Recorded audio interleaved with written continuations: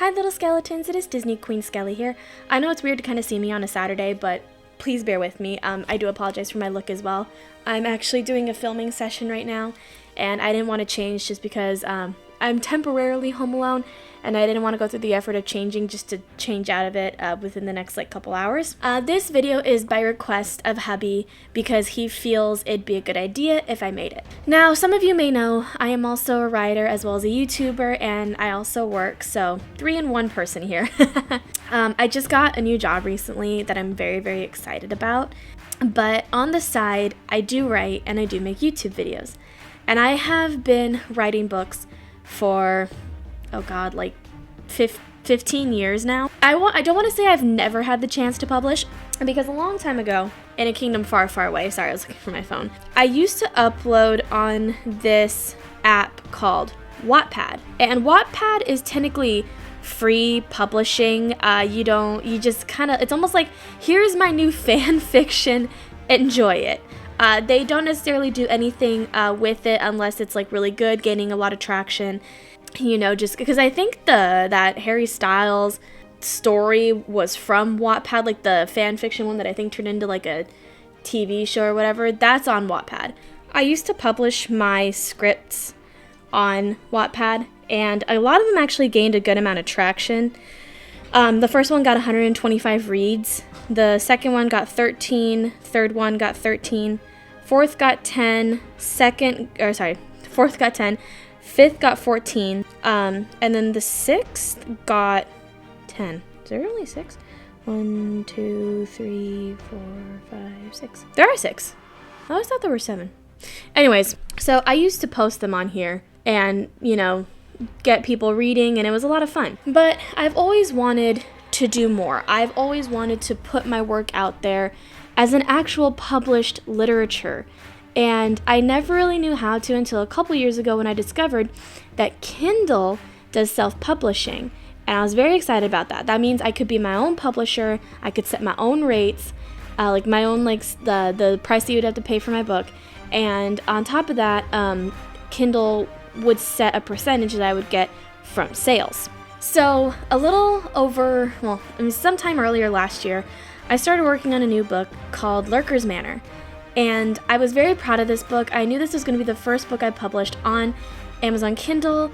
And I'm going to explain why this was my first book, because some of you who have known me since high school or have known me for more than a few years now have known about the fact that I have a series that I have been working on for over a decade now. And the reason why I didn't publish that one is because I wanted to take the time to read it again and see where I could go with it, which is what I'm doing right now. I'm actually working on it right now. The first book already has over 30 pages done, and I'm not even like halfway through the script yet. And so far it is turning out amazing. I'm very happy with it. However, earlier last week I had the amazing opportunity to finish my book and to publish it. It is currently for sale on Amazon Kindle and on Amazon as a paperback. They're both $6.99 US dollars. But something cool that I didn't realize I could do was I could receive a copy of my own book. This is the cover of it. I'm very proud of it. It's obviously not for resale. This is mine and mine alone. The cover isn't exactly the best. This is kind of what I could come up with on short notice using Kindle's pre-used covers. For my next book, I'm definitely going to take the time to look through the covers a little bit better and figure out what I could do to make it look better. But this is Lurker's Manor by Skelly A. That is my alias for writing. And per request of my husband, he wants me to read chapter 1 for you guys. He told me to do the whole thing and kind of make a series of it. The only reason I don't want to do that is because I know instead if the whole thing is out there on YouTube for you guys to listen to, you won't want to buy it because you'll basically be able to listen to it for free. So instead he gave me an idea to just do the first chapter to give you guys a little taste of what this story is about. And then I could explain further to you once I'm done reading the chapter. So I'm going to read the first chapter for you guys, and I'm also going to explain at the very end what the story is about and what else you can expect from the story. And if you guys are interested, I'm going to leave a link for the Kindle purchase, as well as the paperback purchase, in the comment section or in the description box below for you guys to buy it. Again, it is $6.99 US. So whatever the currency is in your country is just what it'll be. So without further ado, let's read Lurker's Manor. Lurker's Manor by Skelly A. Chapter 1. Eugene Lurker really was a simple man. He lived his life like most others did. Each day brought something new to his doorstep, a challenge, a question. There would be days he would chuckle at himself and make comparisons of his life to that of the Riddler from the Batman stories. His grandsons liked those tales very much. So much so, in fact, that Mr. Lurker once had his lovely manor act as a Halloween backdrop one year for a DC-themed party. Of course, most of the younger children showed up dressed as Batman. He couldn't even count on all his digits how many there were. However, there were those unique individuals who wore costumes of different characters, mostly villains. It was likely that their parents knew more about the stories than their own children and assisted them in making costumes. Whether the children knew who they were portraying or not was beyond Mr. Lurker. Nonetheless, he enjoyed his time watching his grandchildren play with their friends and stuffing their mouths with candy. Oh yes, candy. How sweet the sugar once tasted upon his lips as a young lad. His father would come home after a long day at work, sweating, hands bleeding, but one thing would always turn his otherwise scowl face into a beaming smile. It was the sight of his only son playing on the living room rug in front of the fire. The colors danced upon his blonde hair, making it seem more orange than any other shade of yellow. He would pick him up, give him a big kiss on the cheek, then sit him down on his left knee while they were perched upon the couch. A young Mr. Lurker knew that today was no ordinary day. It was the second Friday of the month. This particular day was always very special to him. His father would make him close his eyes, count to 3, and hold out his hands. As soon as he opened his eyes, there was a big bar of chocolate. It was the kind that the richer kids ate every day. Though Mr. Lurker knew how expensive this candy was, even as a kid, every month he would make the chocolate last until he knew he would get a fresh new one. Nowadays, everyone was wealthy enough to have candy, and there were so many to choose from. There were big bars, little bars, even ones that weren't shaped like bars, but maybe something different, like Tic Tacs. The children would pop it in their mouths, pretending to be taking pills. How horrible is that? These children shouldn't be imitating substance abuse, or any kind of abuse for that matter. Mr. Lurker would watch as some children would take a capful of soda and shoot it like it was tequila. These children don't know what it's like to have issues. They're too young, too innocent. The world hasn't kicked them on their asses yet, and they're making a joke of it, he would mutter to himself. Just those little ones wait. Before they know it, some of them might have taken up smoking or drinking just because some bitch broke their heart. Then they'll know the consequences of growing up. Oh, they'll know. He would wheel himself into his office and sit in front of his desk, littered with crumpled up paper and overflowing waste bins. There were too many ideas to write down, so much planning to do. But for what? That was a question even Mr. Lurker didn't know the answer for quite some time. A small calendar was hung up on the wall to his right, the dates covered with writing, questions, possibilities. But one particular day was always left blank. He pushed himself forward to see the calendar. As his frail old hands turned the pages, he came upon it, that one blank day that always haunted him, the day it all came crumbling down. He would never forget that faithful day when the man he thought he loved, the man he thought he knew, turned out to be nothing but a monster. A young Mr. Lurker was playing on the living room rug as he always did after school. His mother was in the kitchen preparing dinner with what little food they had. They would usually dine on the contents of whatever cans would be tucked away in the cabinets. However, Mr. Lurker never complained. He figured that, as long as he was eating something, life would be okay. Just on cue, he heard his father's heavy footsteps walking up to the front door. Mr. Lurker looked at the old calendar strung up on the wall next to the doorway that led to the kitchen. To his delight, it was the second Friday of the month. He knew exactly what was going to happen the second his father walked through the door, but he had to play it casually. He mustn't let his father know about his excitement. The familiar sound of the door unlocking echoed as the door creaked open ever so slowly. Mrs. Lurker, his mother, walked through the kitchen doorway to greet her husband. However, as quickly as she was to walk towards her husband, she leaped at her only son and tackled him to the ground. Her body lay on top of his as the sound of loud pops filled the air. To Mr. Lurker, it sounded like fireworks were exploding right in his living room. Each shot created a light so bright that it was blinding, just as the sounds were deafening. Mr. Lurker was confused, lying underneath his mother. Then, as quickly as it started, it stopped. With one final pop, the craziness was over. Mr. Lurker looked around himself. He had noticed that the weight of his mother had grown heavier. He looked at her hands, motionless. Despite being so young, he understood what had happened to her. He had lost her. Pushing himself out from underneath her, he had noticed what would, to most, seem to be the unthinkable. The house that he grew up in and called home had crumbled to the ground. His father, buried underneath the ashes, had suffocated to death, and his mother, well, she always said she would take a bullet for her son. It seemed she had lived up to that promise. With no family left, Mr. Lurker was left on his own and was left to make a living, find a place to live, and survive on his own. This memory always haunted him. The date was always in that back of his mind, October 17th. He never wanted to live more than 90 years after that date, though he would never be able to tell someone why. Living with this burden is too much, he would tell himself. Maybe I could have stopped it, or maybe I could have done something better to prevent it. No one deserves this fortune. It's tainted with the blood of a murderer, and so it shall be passed on the same way as it was passed on to me. It wasn't long after Lurker turned 18 that he was made aware of his father's fortune. The money was always there, and his father rightfully knew, but made no reference to it, and made no gesture to share his wealth with this struggling family. His plan was to take the money and run, to leave his starving wife and son behind. That was the dream that made him happy. All the money would be his, no one else's. However, he didn't account for one thing in his otherwise completely flawed plan. The house that he chose to live out his days in was poorly built, and the structure was subpar at best. Each day something would break or fall apart, and he would always say that he'd fix it tomorrow. Yes, that's what he always said. He'd fix it tomorrow. It was painfully clear his father had no intent to fix this house. That would reveal how much money he actually had. Obviously, that wasn't going to happen. His father barely made a living wage off the job he had selected. It always made Mr. Lurker laugh. His father could have made a very successful and wealthy businessman, but greed and green are two very similar-looking words in the eyes of the rich. There was no plan to share the wealth. There was no plan to live a healthy lifestyle. His father, the so-called honest man, shot his own wife and aimed the next bullet at his child. At that moment, Mr. Lurker had realized that the toys really are a child's best friend. That single bullet aimed for his head hit the steel toy train and bounced into the fire. This caused the house to collapse and fall right on top of his father, leaving him suffocating in ash.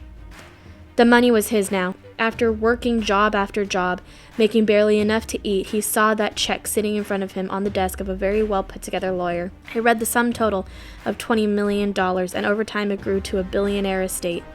Although he was never proud to own that money, he never felt right passing it off to his own heirs. So that only left him with one question. What was he going to do with all that money when the time came? All those crumpled up papers on his desk, the overflowing waste bins, the notebooks upon notebooks that were filling his bookshelf. It was all one big plot, a plan to select who would earn that money. The Manor, the riches. To Mr. Lurker, this was all one big game.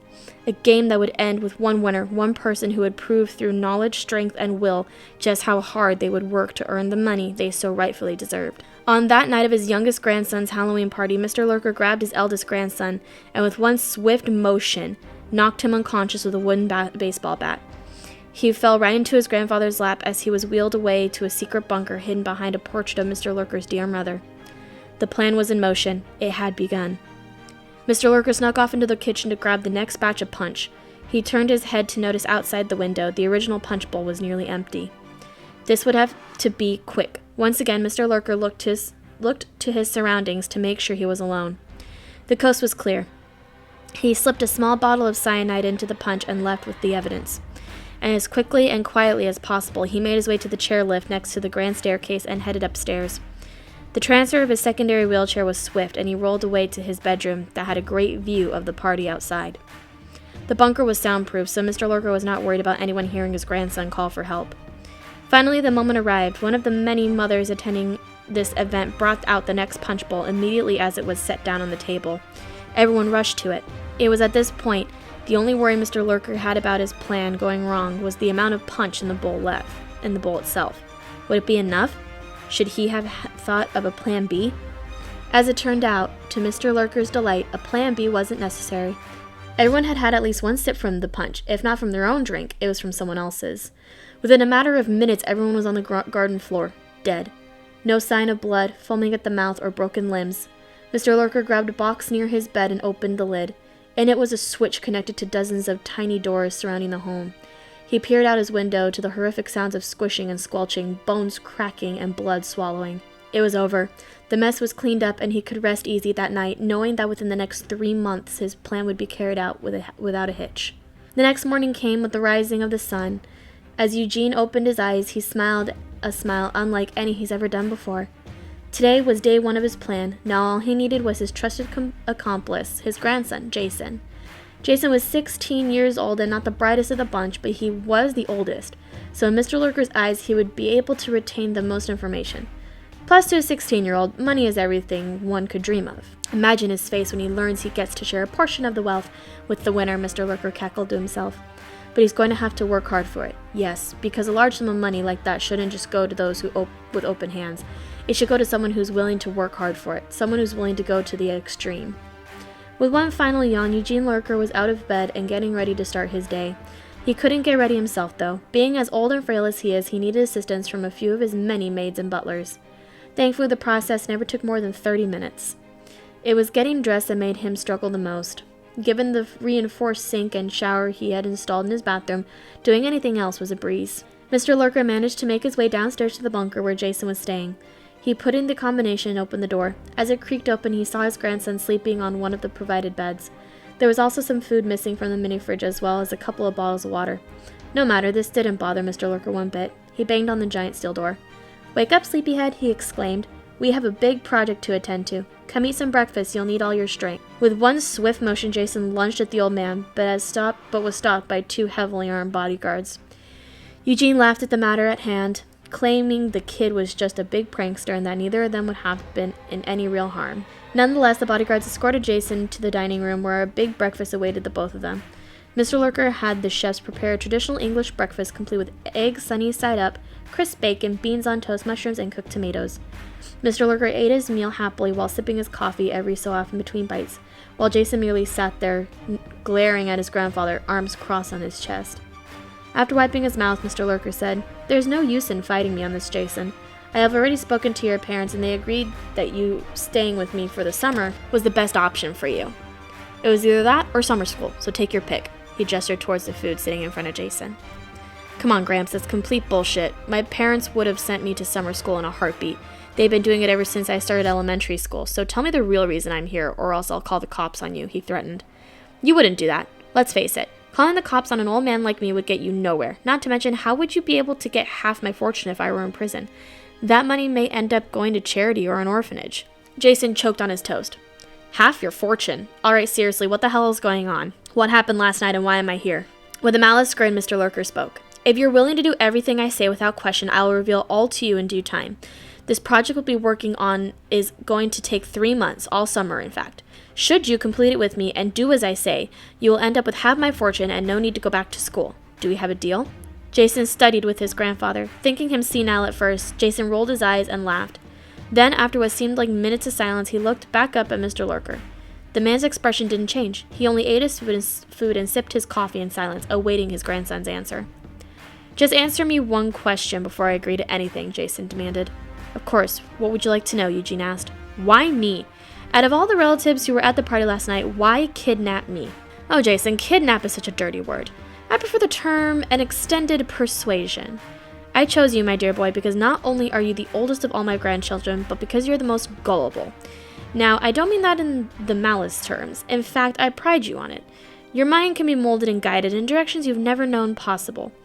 I can show you things, Jason. I can teach you things beyond what any formal education program can do. Trust me, my boy, it'll all be worth it in the end." The tone in his voice set Jason off. It was eerie, with cruel intent. Though Jason was known to cause a bit of trouble in school, he feared that what his grandfather had planned would go beyond what he was comfortable with, beyond what he knew would be willing to do. But as he stared into those cold, dead eyes across the table, he thought about what the treasure would be, the reward. Should he just say yes to everything? It couldn't be much easier than that, right? It didn't seem like there would be a catch, correct? "Alright, Grandpa, I'll do it. I'll help you with whatever little scheme you have going on. But you have to promise me that the fortune I'll be getting is foolproof. No gimmicks, right?" Jason pushed. "Not at all. I am a man of my word. After all, you know what I think. For all the hard work someone puts into a task, the reward should be given as achieved," Mr. Lurker stated. Jason took one last look at his grandfather before matching his sinister grin and shaking his hand firmly. Mr. Lurker had never felt so pleased with one of his relatives before. It would seem that Jason was the perfect fit for this assignment. One would only hope that he follows through with the entire plan. So that is chapter 1 of Lurker's Manor. I do apologize for all the cuts. I tend to stutter when I read a little bit, so I just wanted to make sure it sounded as smooth as possible. If you guys ended up loving that first chapter, or you're interested to know where this goes, again, the links below will be where to purchase it. I will tell you just a little bit more information about the book if that first chapter didn't say enough. So this book is about an old man who is basically at the last few years of his life.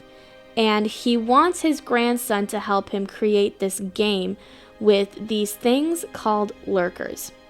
Lurkers are these really ugly gray creatures that will kill anything on sight. He finds 4 kids who are either down on their luck, have worked hard to get to where they are, or are just extremely well-rounded people, and he invites them to his manor to compete in a game where at the very end, person who accomplishes what they need to wins. Now, I will say there is a twist in this book. So if you're interested to know where that twist goes, please purchase. Again, the book is $6.99 USD. I'm personally pretty proud of the twist. I told my fiance about it before I started writing it to make sure it wasn't cliche or anything, and he thought it was absolutely perfect, especially the more he read. He said that I was a monster. And that this twist was basically going to cause him to KO me. I'm pretty proud of it. You will meet a total of, oh God, well, I'll say this. There's 6 main characters that you're going to be meeting. There's a couple of side characters you'll also meet, but if you'll notice in my book, I only give the people names of the ones you really need to pay attention to. If you just see the words like mom or dad or this person, that person, they're not as important to the story as some people like Mr. Lurker and Jason are. I am super proud that this book got published. I still can't believe that it was accepted because Amazon does go through a process where they review, like they read the book themselves and review it to make sure that there isn't anything bad or inappropriate or just something that they can't release on their site. So the fact that they approved it makes me so happy. I cannot believe that this is actually real. So please, if you'd like to, go ahead and purchase Lurker's Manor by Skelly A. I will try my best to link them in the description box below if I can. If I can't, then just look for this. It looks exactly like this with my name right here. And for those of you who are going to support me, thank you so much. This means so much to me. I hope you end up liking the book. And if you do end up liking Lurker's Manor, I will keep you guys posted on when I publish my next book. It's going to be called Who Are You? And it's part of a, I want to say 17-book series, but now I kind of want to say 15 because there's 6 books in the beginning. Yeah, so there's 6 books in the beginning, 3 books as a continuation, and then another 6 as the final part in the series. So yeah, there's 15 books total. So if you guys want to go on that adventure with me, please do. I'm very excited to release these. I'm hoping that I don't get writer's block because I've only written technically the first 6 as scripts. I attempted to write the trilogy and it just never went anywhere.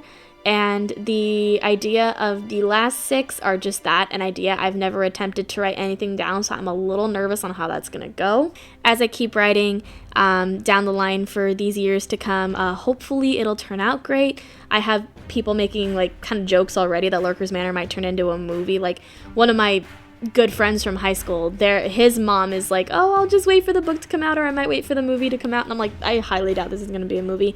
The only way I could ever see it becoming a movie is if I direct it and I put it just straight to the YouTube channel.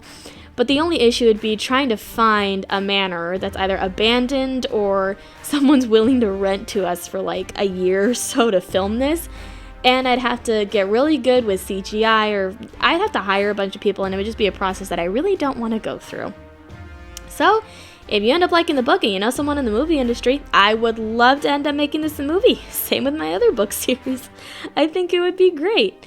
Anyways, thank you guys so much for watching, and thank you guys not only supporting me as a YouTube creator, but to those of you who knew I was a writer before I posted this video, thank you guys so much for your support as well. I would not be where I am today if it wasn't for you guys, so thank you. And I will see you guys tomorrow on Sunday. Bye, little skeletons. Stay safe, and I love you guys.